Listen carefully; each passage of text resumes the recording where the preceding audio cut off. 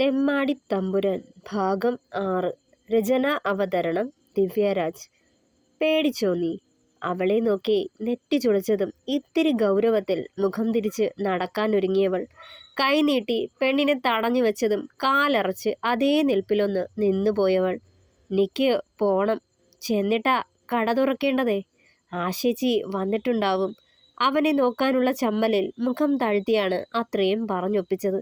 ഇന്ന് ഇത്തിരി വൈകിന്ന് വെച്ച് കട നടന്ന് അപ്പുറത്തെ ചന്തയിലേക്കൊന്നും മാറിയിരിക്കില്ല. എനിക്ക് എൻ്റെ പെണ്ണിനോട് സംസാരിക്കണം. ഇത്തിരി സ്വാതന്ത്ര്യത്തോടെ തന്നെ രുധിൻ പറഞ്ഞു. കൂടെ അവളെ വീണ്ടും തനിക്ക് അഭിമുഖമായി പിടിച്ചു നിർത്തി. എൻ്റെ പെണ്ണെന്ന് അവൻ്റെ നാവീന്ന് കേട്ടപ്പോൾ ഉള്ളു കുളിർന്ന പോലെ അമ്പിളിയുടെ വെള്ളാരം കണ്ണുകൾ വിടർന്നു. എനിക്ക് പേടിയാ, ഇവിടെ ആൾക്കാർ കാണും, എല്ലാവരും എന്തേലുമൊക്കെ പറയും. ആ മുഖത്തേക്ക് നോക്കാൻ അപ്പോഴും പരിഭ്രമിച്ചവൾ. എന്ത് പറയാനാ, എൻ്റെ പെണ്ണല്ലേ, ഞാൻ കെട്ടാൻ പോണവള്. ആരെന്ത് പറഞ്ഞാലും നിക്കൊന്നുമില്ലേ? കൂസലില്ലാതെ പറയുന്ന അവൻ്റെ വാക്കുകൾ കേട്ട് നെഞ്ചിലൊരായിരം പ്രണയത്തിൻ്റെ റോസാപുഷ്പങ്ങൾ വിടർന്നു വന്ന പോലെ തോന്നി അമ്പിളിക്ക്. വൈകിട്ട് സംസാരിച്ച പോരെ? കുട്ടികളുടെ യൂണിഫോം തയ്ച്ചു വച്ചിരിക്കുക, രാവിലെ അത് മേടിക്കാൻ വരുന്നവർക്ക് കൊടുക്കണേ. അതാ പയ്യെ ശബ്ദം താഴ്ത്തി ദൈന്യതയോടെ പറഞ്ഞതും. എന്നാ അത് മതി, അതാവുമ്പോ ഇത്തിരി നേരം സ്വൈര്യമായിട്ട് സംസാരിക്കാമല്ലോ. ഞാനാ അമ്പലക്കുളത്തിനടുത്ത് ഉണ്ടാവേ, ആ വഴി വന്നേക്കണം. ഇറങ്ങുന്ന നേരം എൻ്റെ നമ്പറിലേക്ക് ഒരു മിസ്ഡ് കോൾ തന്നാ മതി. പുഞ്ചിരിയോടെ തലയാട്ടിയവൾ. എന്നാ പൊയ്ക്കോ. നിറഞ്ഞ ചിരിയോൾ അവൻ്റെ കവളിലെ കുഞ്ഞു ഗർത്തത്തിലേക്ക് കണ്ണു പതിച്ചവളുടെ. എന്തൊരൈശ്വര്യ ആ ചിരിയെന്ന് ഓർത്തുപോയവൾ. ദൂരേക്ക് മറയുന്ന അവൻ്റെ ബുള്ളറ്റിൻ്റെ ഒലിക്ക് കാതോർത്ത് മുന്നോട്ട് നടന്നു അമ്പിളി നേർത്ത പുഞ്ചിരിയോടെ. ഷോപ്പിലെത്തിയിട്ട് ജോലികളിൽ മുഴുകുമ്പോഴും ഓരോ നിമിഷവും മണിക്കൂർ എന്ന പോലെ കടന്നു പോകുന്നതായി തോന്നി അമ്പിളിക്ക്. എത്രയും വേഗം വൈകുന്നേരമായെങ്കിലെന്ന് അത്രയും കൊതിച്ചുപോയി മനസ്സ്. പ്രണയത്തിന് ഇത്ര ശക്തിയുണ്ടോ? ഇതുവരെ ഭയമായിരുന്ന ഒരാളെ ഇപ്പോൾ കാണാൻ കൊതിക്കുവാ മനസ്സ്. ഏതു നേരവും ആ മുഖവും ആ ചിരിയും മാത്രമേ കണ്ണിന് മുന്നിൽ വരണുള്ളൂ. ആള് കാരണം ഒരു ജോലിയും ചെയ്യാൻ കൈവഴങ്ങാത്ത പോലെ. ഓരോ ജോലിയും വേഗത്തിൽ ചെയ്തു തീർത്തവൾ ഇത്തിരി നേരത്തെ കടയിൽ നിന്നിറങ്ങാനും തന്നെ ഒത്തിരി ഇഷ്ടപ്പെടുന്നവൻ്റെ ചാരെ ഇത്തിരി നേരം ചിലവിടാനുമായി. കുഞ്ഞിരാമ, അടുത്ത മാസം 14-ന് മുഹൂർത്തമുണ്ട്. വിവാഹം അന്ന് തന്നെ ആയാലോന്നാ ഞാൻ ചിന്തിക്കണേ. അത് കഴിഞ്ഞൊരു മുഹൂർത്തം പിന്നെ ഉടനെയില്ല, 2 മാസം കഴിഞ്ഞേയുള്ളൂ. അറിയാലോ, അവന് വിവാഹയോഗമായത്. സമയം കഴിഞ്ഞാൽ പിന്നെ വിവാഹം നടക്കില്ല ജാതകത്തില്. ഇനിയും വൈകിക്കണ്ട, നടത്താം അല്ലേ? സുഭദ്ര തമ്പ്രാട്ടി തിണ്ണയിലിരുന്ന് വിയർപ്പൊപ്പുന്ന കുഞ്ഞിരാമനെ നോക്കി. അടുത്ത മാസം എന്ന് പറയുമ്പോ സമയമില്ലാലോ തമ്പ്രാട്ടിയെ. ഈ ഒരാഴ്ച കൂടിയില്ലേ ഉള്ളൂ ഈ മാസം കഴിയാൻ. അതിനുള്ളിൽ ഒരുക്കങ്ങളൊക്കെ കഴിയോ? സംശയത്തോടെ അവരെ നോക്കിയവർ. കഴിയും, ചടപടയെ നോക്കി അങ്ങ് നടത്തണം, അവർ ഉത്സാഹത്തോടെ പറഞ്ഞതും. എന്നാലും ആ കുട്ടിയുടെ വീട്ടില് അവർക്ക് ഇത്തിരി സാവകാശം വേണ്ടേ? എന്തിന്? സദ്യയടക്കം ചിലവൊക്കെ ഞങ്ങൾ ചെയ്തോളാം. പിന്നെ പൊന്നെന്നോ പുടവയെന്നോ പറഞ്ഞു ഒന്നും കരുതണ്ടാന്ന് പറഞ്ഞേക്ക്.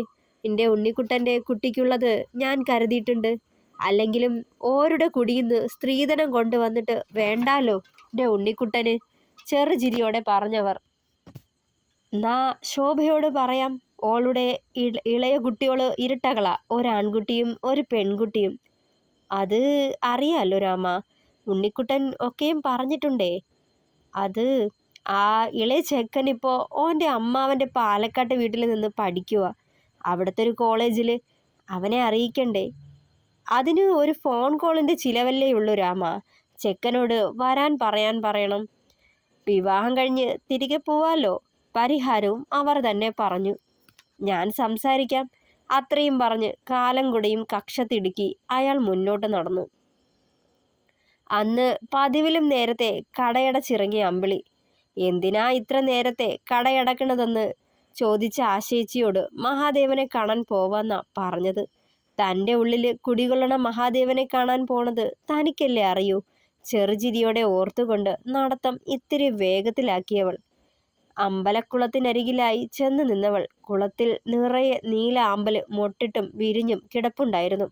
ആളവിടെ എവിടെയും നിൽപ്പുണ്ടോന്നറിയാൻ ചുറ്റും ഒന്ന് കണ്ണോടിച്ചു. കണ്ടില്ല. ഇറങ്ങാൻ നേരം മിസ്ഡ് കോൾ കൊടുത്തതാണ്. എന്നിട്ടും എത്തിയില്ലേ ഓർത്തുകൊണ്ട് പടവിനരികിലായി നിന്നവൾ. ബുള്ളറ്റിന്റെ കാതടുപ്പിക്കണ ഒച്ച കേട്ടതേ ആളാകുമെന്ന് ഉറപ്പിച്ചു. കണ്ണുകൾ വിടർന്നവളുടെ തൊട്ടടുത്തായി വന്നു നിന്നതും തിരിഞ്ഞു നോക്കി. അതിലിരിക്കുന്ന ആളെ കണ്ടതേ നടുക്കത്തോടെ പിന്നിലേക്ക് 2 അടി വെച്ചുപോയവൾ. കൃഷ്ണൻ പോലീസ്. എന്താടി ഈ നേരത്ത് ഈടൊരു ചുറ്റിക്കളി? തൻ്റെ ശരീരമാസകലം നീളുന്ന അയാളുടെ നോട്ടം കണ്ടതേ ഭയന്നുപോയി അമ്പിളി. വിറയോടെ മുഖം കുനിച്ച് ബാഗിൽ പിടുത്തമിട്ടു. ഛീ, നിന്റെ നാവിറങ്ങിപ്പോയോടി? പറയടി, എന്താ നീ ഇവിടെ? അയാളുടെ അലർച്ച കേട്ടതേ ഭയന്നുപോയി അമ്പിളി. അത് ഞാൻ അമ്പലത്തില് വിറയോടെ പറയാൻ തുടങ്ങിയതും എന്നെ കാണാനാ ഓള് വന്നത്. ഞാൻ വിളിച്ചിട്ട് രുധിൻ്റെ ഉറച്ച ശബ്ദം കേട്ട് തിരിഞ്ഞു നോക്കുമ്പോൾ കണ്ടു അവൾക്ക് പിന്നിലായി ശബ്ദമില്ലാതെ വണ്ടി സ്ലോ ചെയ്ത് വന്നു നിന്നവനെ. ഡീ അമ്പിളി, കയറടി. കൃഷ്ണൻ പോലീസിന്റെ മുഖത്ത് രൂക്ഷമായി നോക്കിക്കൊണ്ട് അവനത് പറയുമ്പോൾ ശബ്ദം കടുത്തിരുന്നു. മുന്നും പിന്നും നോക്കാതെ അവന് പിന്നിലായി ചാടിക്കയറിയിരുന്നു അമ്പിളി. അത്രമാത്രം ഭയന്നു പോയിരുന്നവൾ. രുധിൻ അവളെയും കൊണ്ട് അകന്നു പോകുന്നത് നോക്കി പല്ല് ഞെരിച്ചയാൾ ഏറിയ കലിയോടെ. ഏറെ ദൂരം ചെന്നിട്ടും വണ്ടി നിർത്തുന്നില്ലാന്ന് കണ്ട് അമ്പിളിക്ക് ഭയമായി. നമ്മൾ എവിടേക്കാ പോണത്? വിറയോടെ ചോദിച്ചവൾ. എന്താ പേടിയുണ്ടോ? കുറുമ്പോടെ തിരിച്ചു ചോദ്യം എറിഞ്ഞവൻ. എന്തിന്? അറിയില്ല. പതിഞ്ഞ സ്വരം കേട്ട് അവൻ്റെ കണ്ണുകളിൽ കുറുമ്പായി. അറിയില്ലേ? ഇല്ല. നാ മിണ്ടാണ്ടിരുന്നു. സ്ഥലമെത്തുമ്പോൾ ഇറങ്ങാൻ പറയും, അപ്പോൾ ഇറങ്ങിയാൽ മതി. ഇത്തിരി ഗൗരവത്തോടെ പറഞ്ഞവൻ. പിന്നൊന്നും ചോദിച്ചില്ലവൾ. പക്ഷേ ഉള്ളിൽ അപ്പോഴും നല്ല ഭയമുണ്ടായിരുന്നു. അമ്മയോട് പോലും പറയാണ്ട ഈ തെമ്മാടിക്കൊപ്പം വന്നിരിക്കണേ. ചാടിപ്പിടച്ച് അവനൊപ്പം ഇറങ്ങി വരണ്ടായിരുന്നു എന്ന് പോലും ചിന്തിച്ചു പോയവൾ. കുറേ ഇടവഴി കടന്ന് വലിയൊരു തെരുവിലേക്കുള്ള റോഡിലേക്കാണ് ബുള്ളറ്റ് ചെന്ന് കയറിയത്. അഗ്രഹാരം പോലെ കുറേയേറെ വീടുകൾ തിങ്ങി ഞെരുങ്ങി ഇരിപ്പുണ്ട്. മിക്ക വീടുകൾക്ക് മുന്നിലും കോലം വരച്ചിട്ടുണ്ട്. ഇത് എവിടാ? ചെറിയൊരു പരിഭ്രമത്തോടെ തിരക്കിയവൾ. തട്ടാൻ തരുവാടി. നമ്മളെന്താ ഇപ്പം ഇവിടെ? പകപ്പോടെ ചോദിച്ചതും കാര്യമുണ്ട് പറയാൻ പെണ്ണേ. നീ ഒന്ന് സമാധാനത്തോടെ ഇരിക്കടി. ഇങ്ങനെ പേടിച്ചാലേ ആ നെഞ്ചൊക്കെ പൊട്ടിപ്പോവേയുള്ളൂ. ഞാൻ പിന്നെ എവിടെ ഇരിക്കുക? അടക്കി പിടിച്ച ചിരിയോടെ പറഞ്ഞവൻ. ചെറുചിരിയോടെ മുഖം കുനിച്ചിരുന്നു അമ്പിളി. ഇറങ്ങ്. ഒരു പഴക്കം ചെന്ന വലിയ ഓടിട്ട വീടിന് മുന്നിലായി വണ്ടി കൊണ്ട് നിർത്തി രുധിൻ. തുടരും.